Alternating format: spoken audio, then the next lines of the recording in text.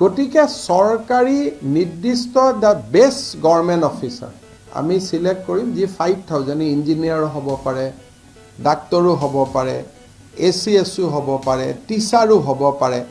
5000 যি আমাৰ best government officer আছে তেওঁলোকক আমি 4 বা 5খনকৈ গাঁও দিম। মন্ত্ৰী, MLA, MP বিৰোধী পক্ষই যোগ দিলে যোগ কৰিব পাৰিব, কোনো তাত আমি পলিটিকেল কৰা নাই। আমি ইয়াতে 15খনকৈ ল'ম ৰাজনীতি কৰা ব্যক্তিসকলে, যিখিনি আমি আৰু ইয়াত চিফ সেক্ৰেটাৰীও এদিন গাঁৱত থাকিব, তেওঁ 3 দিন পাব।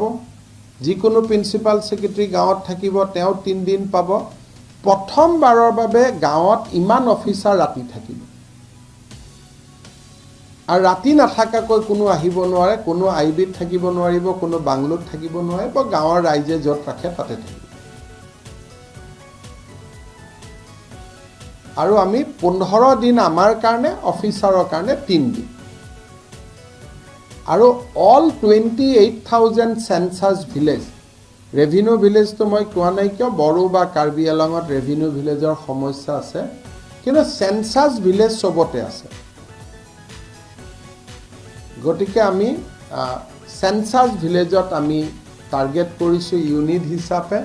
আৰু মই ভাবোঁ যে এই কামখিনি কৰিলে বহুত ৰাইজৰ উপকাৰ হ'ব আৰু নেক্সট 3 বছৰ বা 2.5 বছৰ আমাৰ চৰকাৰৰ প্লেনিং প্ৰচেছটোকো আমি ঠিক কৰিব পাৰিম যে ৰাস্তা এখন MLA লিষ্ট লৈ আহিছে, আমি এপ্ৰুভ কৰি দিছোঁ, কিন্তু ডাঙৰ গাঁৱৰ ৰাস্তাটো হোৱাই নাই, হৈছে যদিও বেয়া হৈ আছে।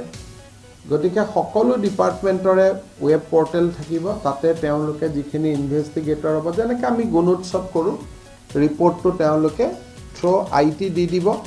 আমি ইয়াতে ডাউনলোড কৰিম যে অমুক কেইজন বৃদ্ধ মানুহে বৃদ্ধ পেঞ্চন পোৱা নাই, অমুক কেইজন বিধৱাই অৰুণোদয় পোৱা নাই, অমুক কেইজন ব্যক্তিয়ে ৰেচন কাৰ্ড পোৱা নাই। তেনেকৈ আমি 15টা আমি পইণ্ট ঠিক কৰিম য'ত আমি দিব পাৰোঁ এজনো বাদ নপৰাকৈ। আৰু গাঁৱৰ 15টা পইণ্ট ঠিক কৰিম যে এইখিনি বস্তু গাঁৱত আছেনে নাই। এই এটা আমি উদ্ভাৱনী আঁচনি এটা আমি ল'ব খুজিছোঁ আৰু 5,000 to 6,000 গভৰ্ণমেণ্ট অফিচাৰ ইনভলভ হ'ব, আমি সকলো ইনভলভ হ'ম। আৰু ইভেন মুখ্যমন্ত্ৰীও 15 দিন 15 ৰাতি গাঁৱতে থাকিব।